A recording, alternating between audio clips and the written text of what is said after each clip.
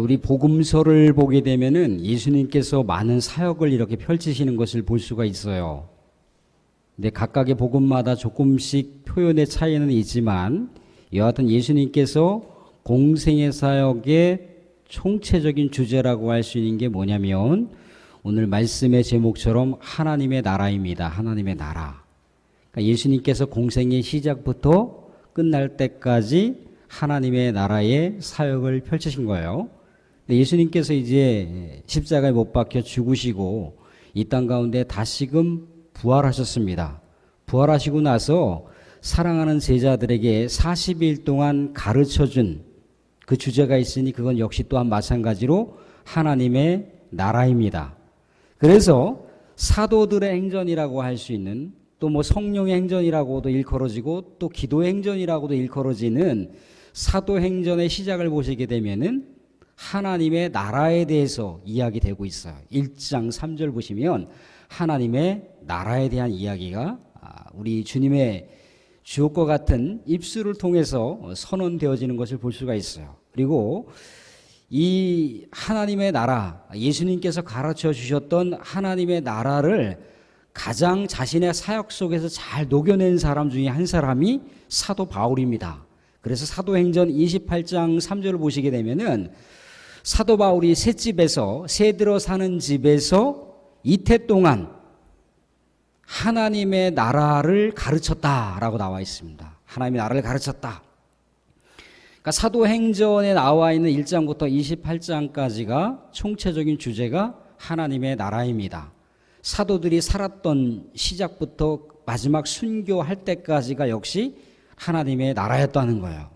사도들도 하나님의 나라를 붙들고 살았습니다. 근데 사도들의 삶은 이제 고스란히 이 시대를 살아가는 우리들에게 바톤으로 넘겨져 왔어요.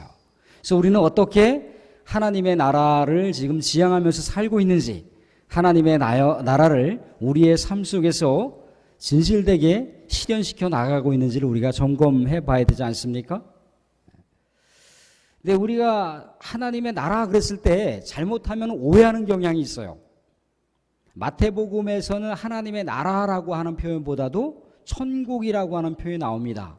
회개하라, 천국이 가까이 왔다.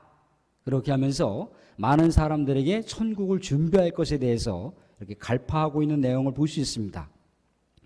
하나님의 나라, 천국은 하늘나라예요. 하늘나라. 복수 표현으로 하늘들의 나라라고 하는 표현인데 다른 성경, 다른 복음서에는 하나님의 나라라고 나와 있습니다. 근데 천국 하면 우리는 통상적으로 자꾸 영역을 생각해요.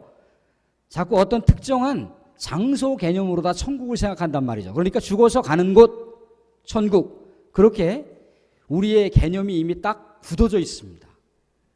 근데 이 나라라고 하는, 이 하나님의 나라라고 했을 때 이 나라가 헬라어 표현으로 어렵게 표현 안 할게요. 헬라어 표현으로 바실레리아라고 하는 그 표현인데 이 바실레리아라고 하는 이 표현이 영역이라고 하는 개념, 공간이라고 하는 개념이 없어요.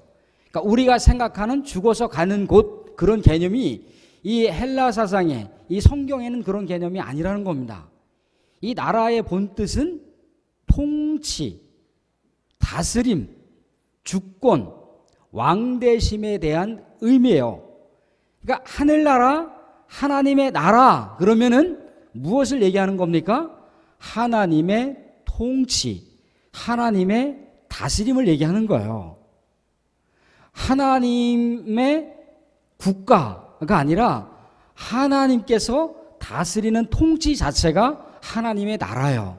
그러니까 우리가 예수 그리스도를 믿으면 천국 갑니다. 그랬을 때 그 천국 간다라고 하는 개념이 어떤 공간의 개념, 지상과는 다른 어떤 하늘의 개념이라고 하는 차원보다도 하나님의 다스림 안에 들어갔다라고 하는 게 성경의 본래 의미라는 겁니다.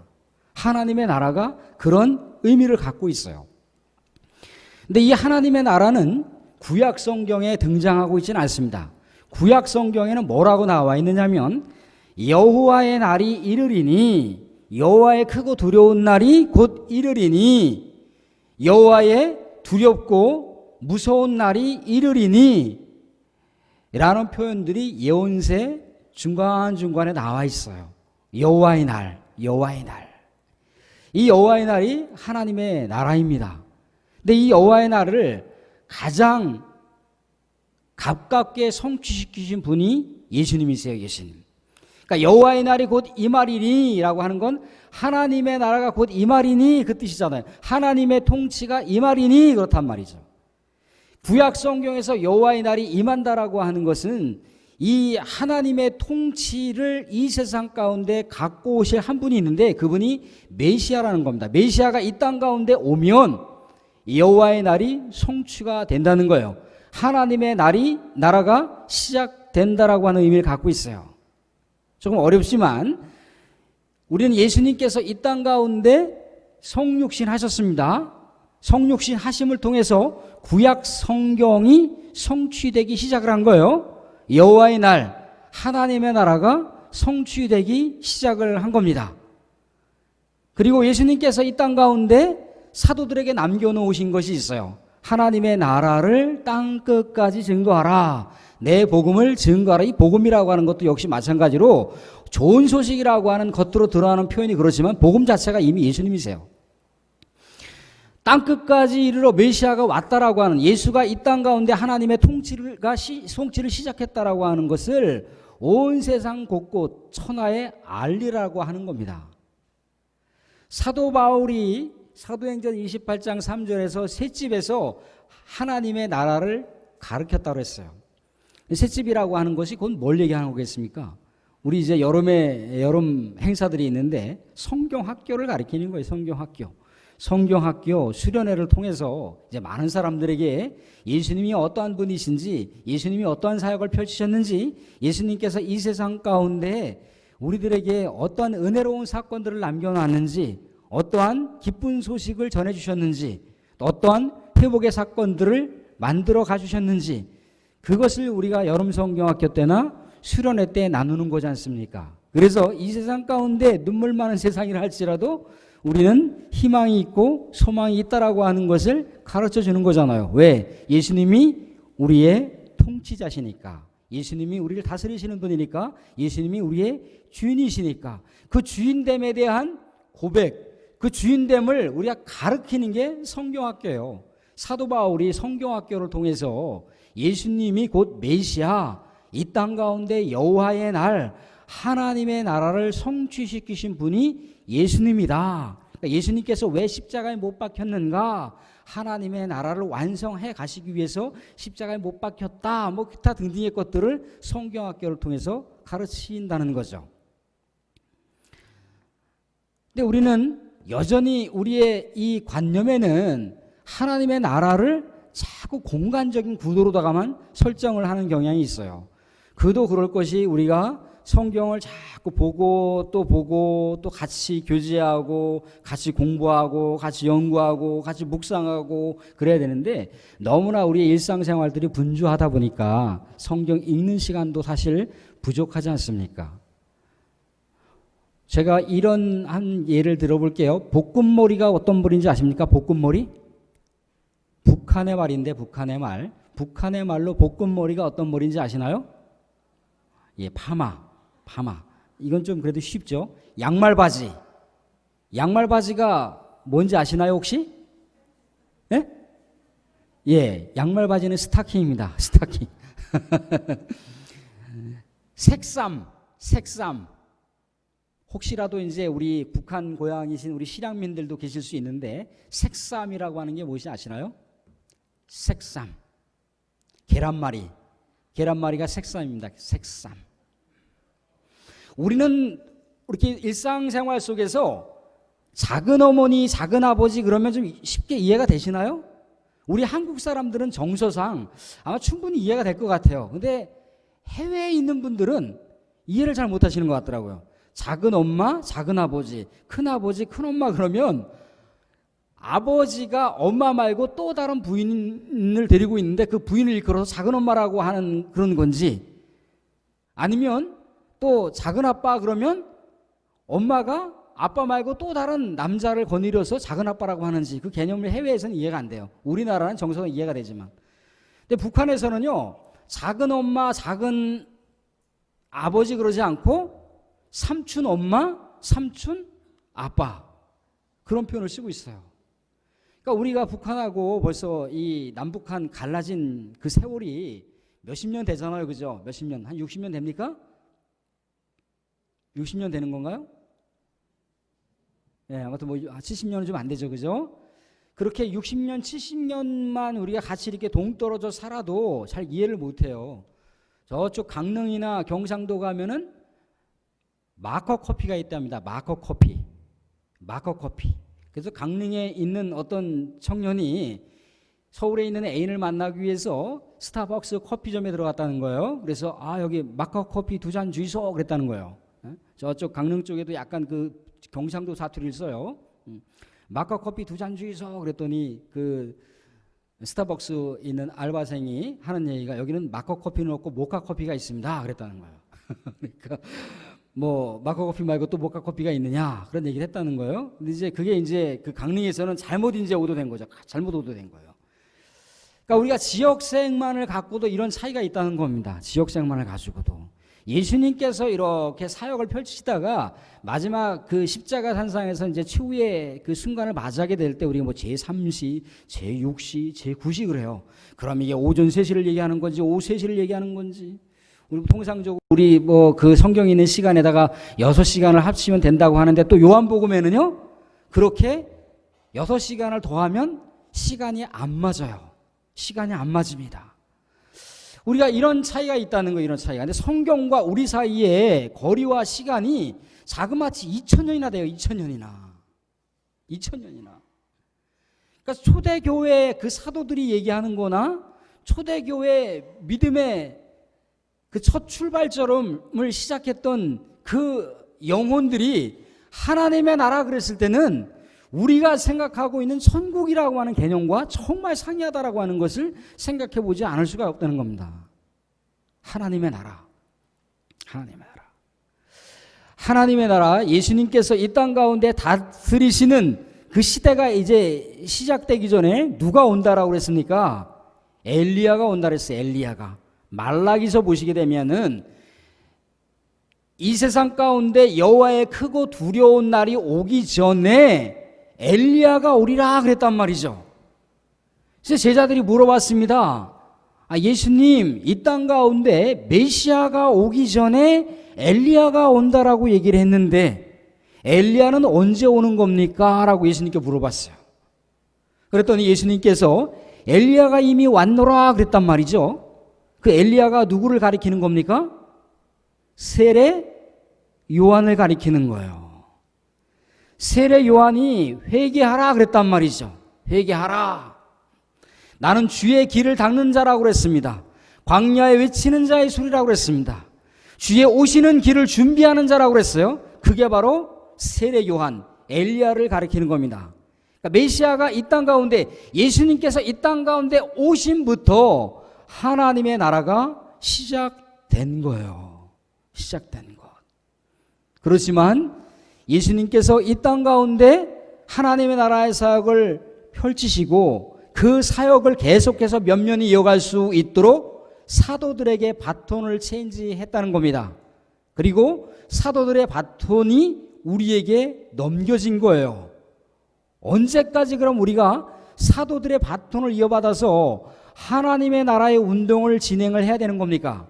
예수님께서 이 땅 가운데 재림하실 때까지 우리는 하나님의 나라의 운동을 계속해서 지향해야 할 사도적인 책무가 우리 모든 믿음의 백성들 가운데는 남겨져 있어요.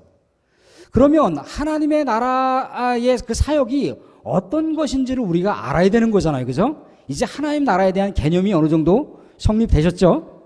하나님의 나라, 하나님의 통치가 임하게 하는 우리 예수님께서 오늘 펼치신 9장 35절에서 이야기하셨던 3대 사역이 있습니다. 그 3대 사역이 뭔가요? 좀 피곤하시니까 같이 한번 읽어보고 간단하게 말씀을 나누고 마치도록 하겠습니다. 9장 35절 같이 한번 읽어보겠습니다. 예수께서 모든 도시와 마을에 두루 다니사 그들의 회당에서 가르치시며 천국 복음을 전파하시며 모든 병과 모든 약한 것을 고치시니라. 회당에서 가르치셨답니다. 회당에서 가르치셨대요. 자, 회당에서는 어떤 말씀이 서로 이렇게 소통이 되고 있었을까요? 구약의 말씀이 서로 이렇게 교육이 됐을 테고 그 말씀을 같이 이렇게 나눴겠죠. 구약의 말씀이라고 우리가 생각해 보게 되면은 모세 율법을 생각해 볼 수가 있을 겁니다. 그래서 이제 바리새인들이라든가 아니면 제사장이라든가 율법사들에 의해서 하나님의 말씀에 대한 총론과 개론에 대해서 이 회당에서 회중들과 백성들과 더불어서 충분히 아마 이렇게 교류를 했을 거라는 겁니다. 근데 예수님께서 하나님의 나라에 대한 가르침을 회당에서 가르쳤다라고 그랬을 때, 그럼 예수님께서 가르쳐 주신 말씀이 바리새인들이나 율법사들이나 제사장들이 가르쳤었던 그 말씀과 동일한 말씀이었겠습니까? 동일한 말씀은 아니겠죠. 왜냐하면 구약에서는 이미 하나님의 나라가 임한 게 아닙니다. 이미 하나님의 나라가 임한 것은 예수님께서 이 땅 가운데 공생의 사역을 펼칠 때부터 하나님의 나라가 시작이 된 거예요. 그러니까 예수님께서 하나님 나라의 시작과 더불어서 많은 사람들에게 회당에서 가르쳐 주신 말씀은 구약의 말씀을 다 성취시키는 우리 하나님의 진리의 말씀이라고 하는 것을 생각해 볼 수가 있습니다. 그러면 이 회당에서 어떤 말씀을 가르쳤겠어요? 쉽게 접근하자면 산상보훈의 말씀을 가르쳐 주셨겠죠. 산상보훈의 첫째 시작하는 말씀의 메시지가 어떤 메시지입니까? 심령이 가난한 자는 천국이 저희 것임이요. 그 시대 백성들에게 심령이 가난한 자가 무슨 천국이 저희 겁니까? 심령이 가난한 자, 하나님을 의지하지 않고서는 살 수 없는 그 백성들, 그래서 가난하게 살아갈 수밖에 없는 그 백성들은요, 천국을 그들이 축복으로 받을 수 없는 백성들입니다. 그들은요, 하나님께 저주받은 백성이지 하나님께 축복을 받을 수 있는 백성이 아닌 거예요. 우리 하나님을 바라면서 울며 불며 하나님 왜 내 신세가 이래야 됩니까? 나의 삶이 왜 이렇게 힘들어야 됩니까? 라고 하나님께 울부짖는 사람들의 그 삶의 형편과 모습은요, 이미 그 사람들이 그렇게 울부짖을 밖에 없는 그 삶의 형편이 하나님으로부터 이미 저주를 받은 거예요. 우리 하나님으로부터 징계를 받은 거고요. 이미 하나님으로부터 심판을 받은 거예요. 심판의 결과가 가난이고, 심판의 결과가 어려움이고, 심판의 결과가 괴로움인 거예요. 그런데 그 백성들에게, 그 영혼들에게 우리 주님께서 주시는 메시지는 뭐예요? 심령이 가난한 자가 천국이 저희 것이며, 백성들의 마음이 뒤집어지는 거죠. 백성들의 마음이 다시금 소성케 되는 삶의 기운을 얻게 되는 거예요. 누구 때문에? 예수님 때문에. 하나님의 나라의 시작이 바로 이런 것이라는 겁니다. 일상생활 속에서 아무런 희망도 없고 아무런 기대도 없고 아무런 어떤 삶의 가치도 못 느끼는, 그저 하루하루 주어져 있는 인생살이, 그저 목숨이 붙어 있으니까 살 수밖에 없는 그런 형편 가운데 있는 영혼들에게 심령이 가난해서 하나님을 의지할 수밖에 없는, 하나님을 의지하지 않고선 살아갈 수 없는 백성들이요, 여러분들에게 천국이 임할 것입니다. 천국은 여러분들의 것입니다. 라고 하니까 백성들의 가슴이 따뜻해지기 시작을 하는 거예요. 따뜻해지기 시작하는 거예요. 이런 가르침이 시작이 되는 겁니다. 이게 하나님의 나라인 거예요. 하나님의 나라. 하나님의 통치가 시작되면요, 율법에 있는 모든 것들이 다 이제 성취되는 사건이 이루어지고 있는 거예요. 그렇지만 이 가난한 자가, 마음이 가난한 자가, 심령이 가난한 자가 천국이 저희 것임이라고 했던 것은 단선적으로 유대 백성들만을 가리키는 것은 아닙니다. 이 땅 가운데 모든 백성들, 우리의 하늘을 우러러보지 않고는 살아갈 수 없는 그 모든 영혼들에게 얘기를 해주고 있어요. 돈 때문에 눈물을 흘리시나요? 아니면 관계 때문에 눈물을 흘리시나요? 아니면 상처 때문에 눈물을 흘리시나요?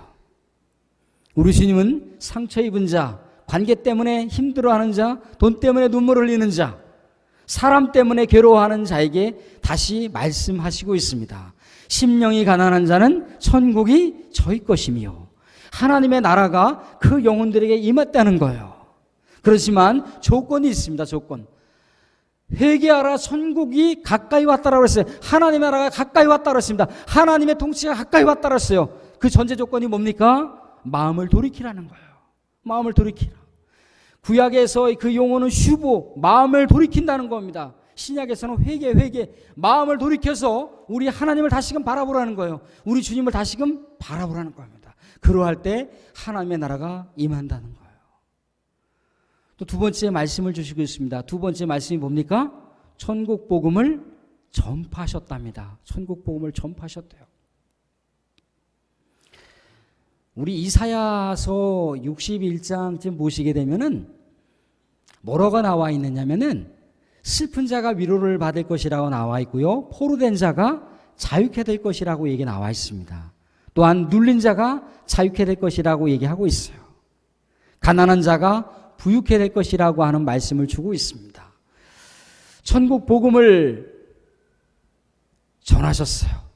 많은 영혼들에게 이 땅 가운데 메시아가 우리 하나님께서 일으켜 주시는 새로운 통치자가 오셨다라고 하는 것을 말씀을 통해서 선언하고 있습니다.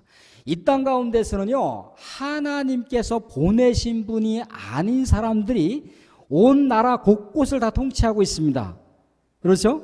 하나님께서 보내시는 진정한 통치자는 누구십니까? 하나님께서 보내시는 진정한 통치는요, 눈에 보이는 가시적인 왕으로서는 다윗 왕을 들 수가 있지만 다윗 왕에 대한 한계성 때문에 다윗 왕의 그 한계성을 완전히 극복할 수 있는 영원한 왕이 등장하신다는 거예요. 그 영원한 왕이 누구십니까? 메시아 예수 그리스도라는 거예요. 예수 그리스도가 이 땅 가운데 오시는 우리 하나님의 통치자로 오시게 될 때까지는 우리는 이 세상 가운데 모든 사람들, 나라를 운영하고 권력을 가진 사람들의 다스림, 지배를 받을 수밖에 없는 통치 구조 가운데 우리가 살아간다는 거예요. 하나님께서 보내신 통치자가 올 때까지는 우리는 각 나라와 민족 가운데 민족이 선출했고 사람이 세운 지도자에 의해서 우리가 통치와 다스림을 받는다는 거예요. 대한민국은 지금 누가 이 땅을 다스리고 있습니까? 문재인 정부가 다스리고 있잖아요. 그죠? 저 북한은 누가 다스리고 있나요? 김정은이가 다스리고 있지 않습니까? 또 각각의 나라마다 그 인물들이 다스리고 있어요. 그 인물들이 다스리고 있는데 그 인물들은 메시아가 아니에요. 진정한 메시아가 아닙니다. 그래서 진정한 메시아가 올 때까지는 사람의 통치받는 사람의 통치 구조 가운데 살게 되는데 그 사람의 통치 구조 가운데는 누가 이 땅 가운데 지상을 다 장악하고 있느냐면 사탄이 장악을 하고 있어요. 사탄이 온 나라와 민족을 다 장악을 하고 있어요.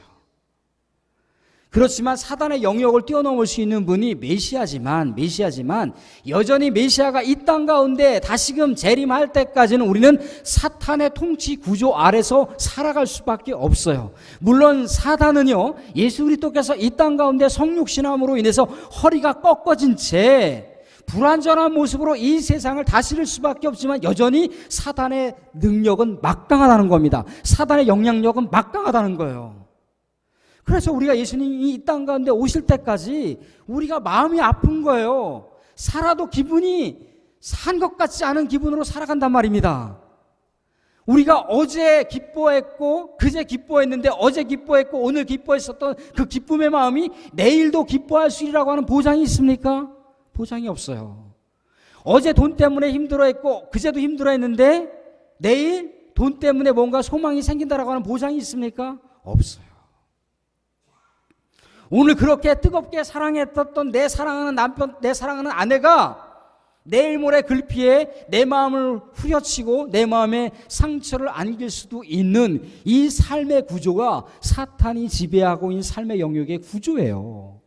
우리가 주 예수 그리스도를 주님으로 고백하며 주님께 통치받는 그런 삶을 살아가고 있지만 우리가 끊임없이 주님과 관계가 멀어지게 됐을 때 우리 주님과 마음으로 관계를 자꾸 끊고자 했을 때 사단은 여지없이 우리의 심령 가운데 들어와서 우리의 삶을 장악하고 있다는 거예요.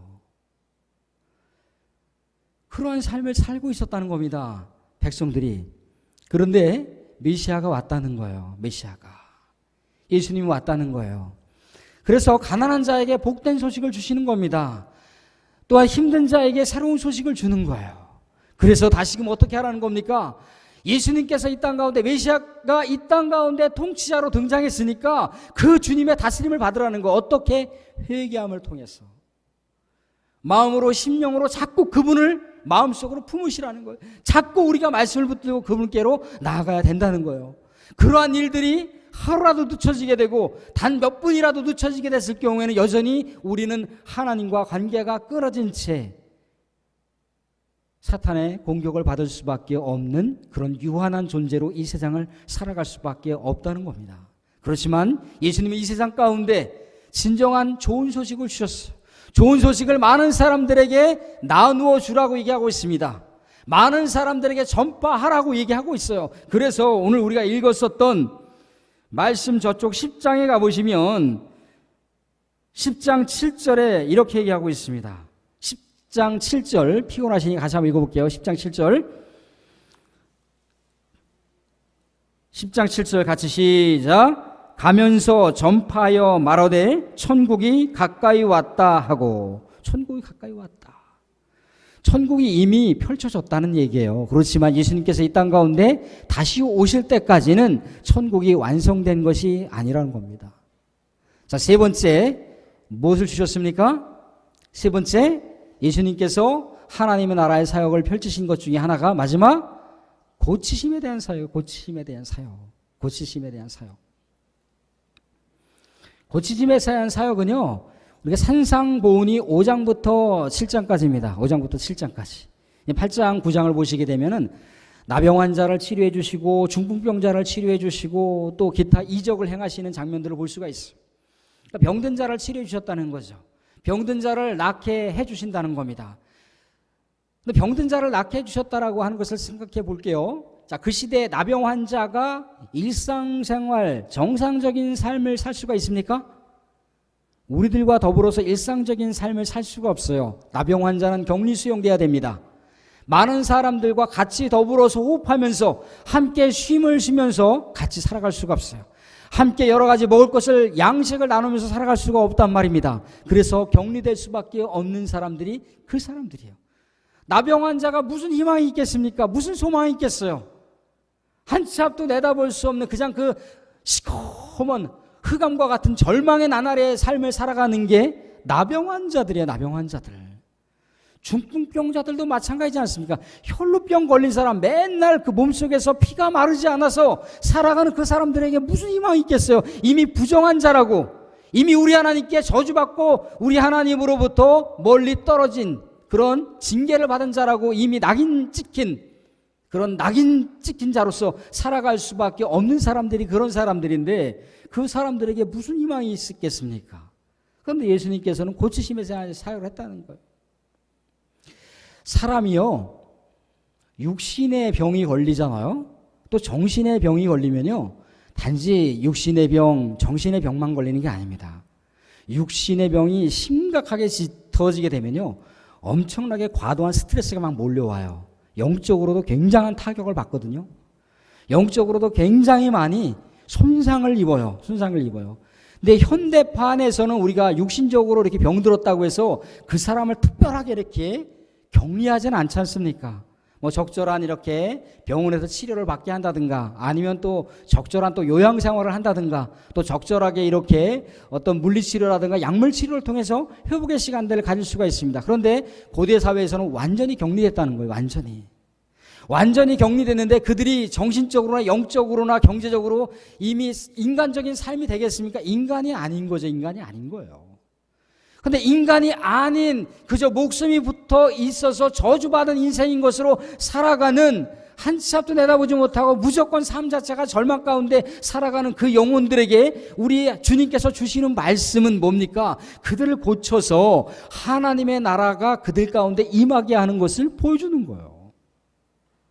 완전하게 전인적으로 치료해 주는 거죠. 육신적으로 회복될 수 있다는 건 많은 사람들과 다시 관계를 할 수 있다는 것이고요. 많은 사람들과 관계하면서 같이 먹고 같이 자고 같이 나누고 정성적인 전인격적인 생활 자체가 가능하다라고 하는 것을 보여주고 있습니다. 하나님의 나라의 치유 사건, 하나님의 나라의 회복 사건은 이렇다는 거예요. 이렇다는 겁니다. 그래서 어떻습니까?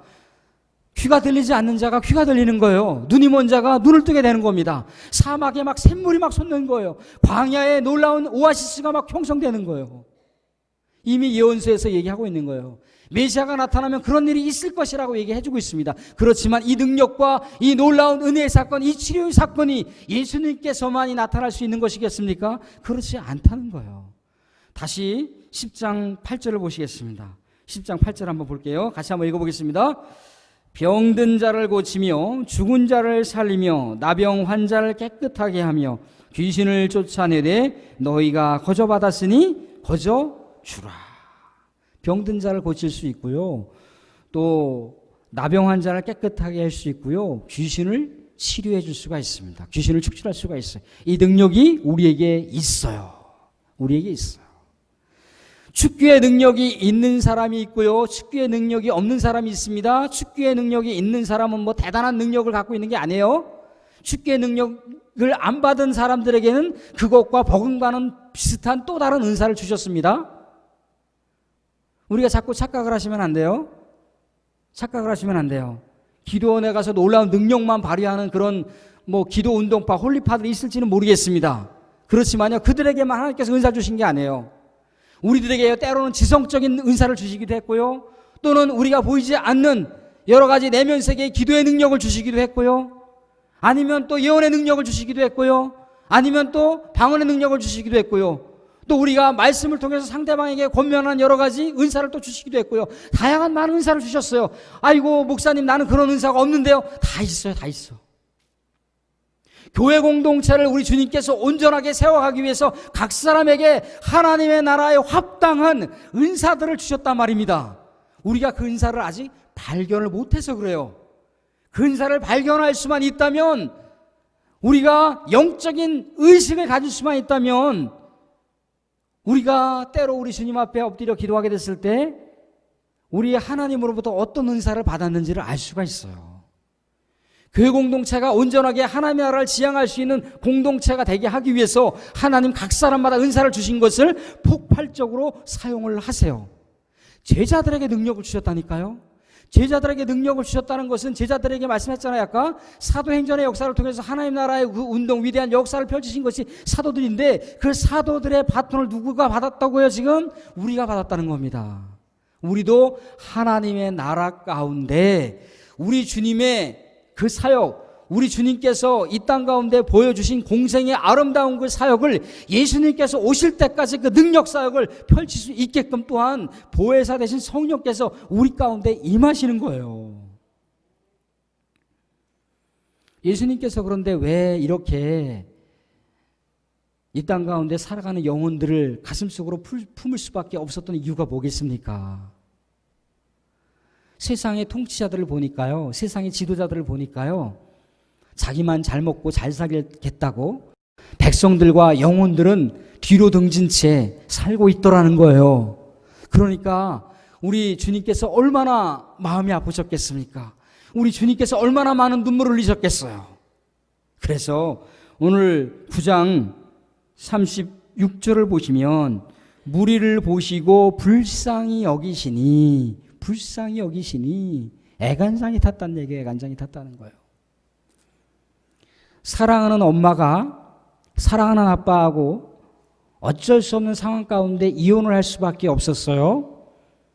그래서 엄마가 사랑하는 두 남매를 남겨놓고 다른 곳에서 살 수밖에 없었단 말이죠.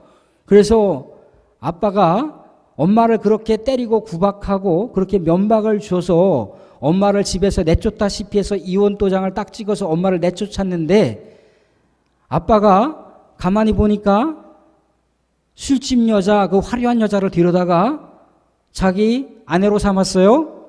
두 남매가 이 계모한테 매일매일 구박을 당하고 매일매일 매맞고 매일매일 욕먹고 그렇게 눈물 흘리면서 살아가고 있더라는 겁니다. 그 남매가 그렇게 늘 날마다 울며 불며 우리 엄마 어디 있느냐고, 우리 엄마 만나고 싶다고, 우리 엄마 보고 싶다고 할 때마다 이 계모가 마대자루를 부러뜨려서 인정사정 없이 후려치는 거예요. 그것을 친엄마가 알았을 때, 친엄마가 그런 상황을 다 헤아리고 있을 때 친엄마의 마음은 어떻겠습니까? 갈기갈기 찢어지는 거죠. 갈기갈기 찢어지는 거예요. 피눈물 흘릴 수밖에 없는 게 그 친엄마의 마음 아니겠습니까? 하나님께서 떡하니 이 세상 가운데 바리새인들과 이 세상 가운데 있는 율법사들과 이 세상들의 제사장들에게 하나님의 그 사역, 하나님의 그 놀라운 영역의 그 통치권을 위임을 했단 말이죠. 위임을 했더니 어떻게 살고 있어요? 지들만 잘 먹고 잘 살겠다라고 하고 있고 백성은 그냥 내팽겨치는 그런 삶을 살아가고 있으니까 이 백성들의 삶을 바라보는 하나님 아버지의 마음은 어떻겠습니까? 얼마나 가슴 찢어지는 그 상황을 받지 않았겠습니까? 하나님의 마음이 예수님의 마음인데 예수님이 그 백성들을 바라보니까 그렇게 살고 있더라는 거예요. 눈물이 아니면 바라볼 수 없는 형편과 처지 가운데 살고 있더라는 거예요. 그래서 하늘 보좌를 버리고 이 땅 가운데 내려볼 수밖에 없었던 것이 하나님의 마음이라는 것입니다. 그게 메시아가 이 땅 가운데 오신 이유예요. 그런데 우리는요, 그 하나님의 사랑을 알고 있어요. 그 하나님의 은혜를 알고 있어요. 그런데 어느 때부터인가요? 그 주님의 사랑을 우리가 외면하고 있어요. 어느 때부터인가요? 우리가 등 따시고 배가 뜨뜻하고 먹을 게 있고 형편이 좋아지니까요, 예수님을 우리가 멀리 살고 있어요. 그런데요, 그거 아시나요? 우리가 우리 주님께 천인 공노할 범죄를 저지르고 우리 주님을 외면하고 우리 주님을 등지고 살아도 주님은 분노를 하면서 화를 내면서 우리들에게 징계의 모습으로 다가오시는 것이 아니라 두 눈물에서 붉은 핏줄이 다 터질 정도로 눈물을 흘리시는 거예요. 왜 눈물을 흘리시겠어요? 우리를 사랑하니까. 우리를 사랑하니까. 백지 사랑으로 우리를 사랑하니까. 바보 같은 사랑으로 끝까지 이 세상 끝날 때까지 사랑했다라고, 사랑하겠더라고 하는 자기 사랑의 언약을, 자기의 모든 인생관, 자기의 모든 신관을 결박시켰으니 당신 스스로도 우리가 죄를 저질러도 우리를 진노하고 우리를 분노하고 우리를 그렇게 후려치는 것이 아니라 눈물을 흘리시면서 바라보시는 거예요. 바라보시는 거. 우리 주님께서요, 우리 이렇게 사랑하시는 분이세요. 그래서 하나님의 나라를 우리에게 두셨어요. 하나님의 다스림에 들어갈 수 있도록 하나님의 통치의 능력을 우리에게 주셨습니다. 우리가 그렇게 하나님의 통치받는 백성으로 뿐만 아니라 여전히 세상 가운데 가보게 되면 하나님의 다스림을 받지 않고 사단의 영역 가운데 얽매여 살아가는 수많은 백성들에게 예수 그리스도를 받아들이라고, 메시아를 마음속으로 품으라고, 다시금 마음을 돌이켜 하나님을 바라보라고, 그렇게 우리가 복음 전도하고 증거하러 다닌 거 아니겠습니까? 하나님의 나라가 여러분 가운데 임했습니다. 그렇지만 예수님께서 이 땅 가운데 오실 때까지는 하나님의 나라는 미완성으로 남아있어요. 왜 미완성으로 남아있겠습니까? 여러분들에게 그 숙제를 풀라고. 숙제를 풀라 했을 때 해결의 능력도 여러분들에게 주셨습니다.